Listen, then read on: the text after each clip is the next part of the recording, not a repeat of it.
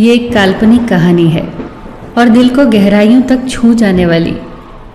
एक बार स्वर्ग में विचरण करते हुए कृष्ण और राधा एक दूसरे के सामने आ गए। विचलित से कृष्ण, प्रसन्नचित से राधा। कृष्ण सकपकाए, राधा मुस्कुराई। इससे पहले कि कृष्ण कुछ कह पाते, राधा बोल उठी, कैसे हो द्वारिकाधीश। जो राधा उन्हें कान्हा कान्हा कहकर बुलाती थी, उसके मुख से द्वारिकाधीश का संबोधन कृष्ण को भीतर तक घायल कर गया। फिर भी किसी तरह अपने आप को संभाल लिया उन्होंने और बोले राधा से, मैं तुम्हारे लिए आज भी वही कान्हा हूँ। तुम तो मुझे द्वारिकाधीश मत कहो। आओ बैठते हैं। कुछ मैं अपनी कहता हूँ, कुछ तुम अपनी सुनाओ। सच कहूँ राधा, जब जब भी तुम्हारी याद आती थी, इन आंखों से आंसुओं की बूंदें निकल आती थी। राधा बोली, मेरे साथ ऐसा कुछ नहीं हुआ। न तुम्हारी याद आई, न आंखों से आंसू बहा, क्योंकि हम कभी तुम्हें भूले ही कहाँ थे। जो तुम याद आते, इन आंखों में तो सदा तुम ही थे। कहीं आंसुओं के साथ निकल न जाओ, इसलिए रोते भी नहीं थे। कान्हा, प्रेम से अलग होने पर तुमने क्या खोया, इसका एक आईना दिखाऊं तुम्हें। कुछ कड़वे सच प्रश्न सुन पाओ तो सुनाऊं। कभी सोचा है इस तरक्की में तुम कितने पिछड़ गए। यमुना के मीठे पानी से जिंदगी की शुरुआत की और समुद्र के खारे पानी तक पहुंच गए। एक उंगली पर चलने वाले सुदर्शन चक्र पर भरोसा कर लिया और 10 उंगलियों पर चलने वाली बांसुरी को भूल गए। कान्हा, जब तुम प्रेम से जुड़े थे तो जो उंगली गोवर्धन पर्वत उठाकर लोगों को विनाश से बचाती थी, प्रेम से अलग होने पर वही उंगली क्या क्या रंग दिखाने लगी। सुदर्शन चक्र उठाकर विनाश के काम आने लगी। कान्हा और द्वारिकाधीश में क्या अंतर होता है बताऊं?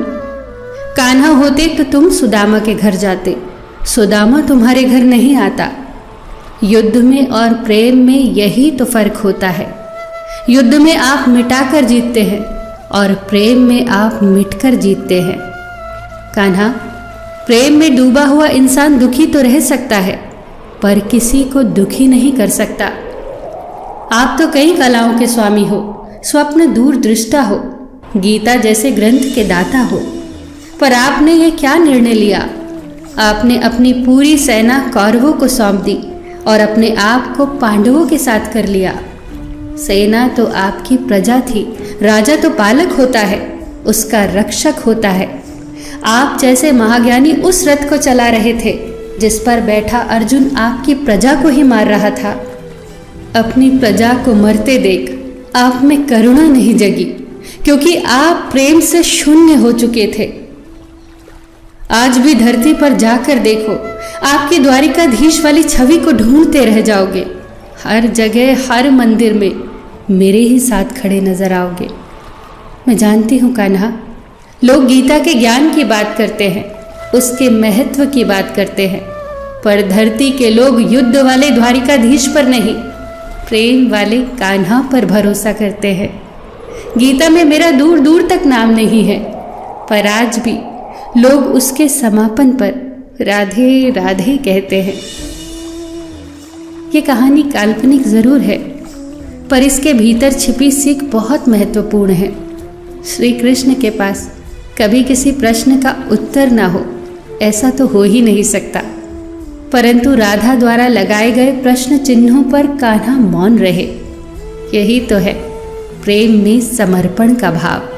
पराक्रम में हमें हर किसी को हराना होता है, तब भी हम जीत कर भी हार जाते हैं, परंतु प्रेम में एक ही कईयों का दिल जीत लेता है।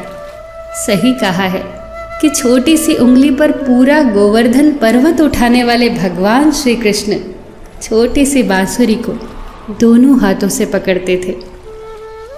फिर मिलेंगे दोस्तों अगली कहानी के साथ। तब तक के लिए अपना ख्याल रखना और हमेशा मुस्कुराते रहना।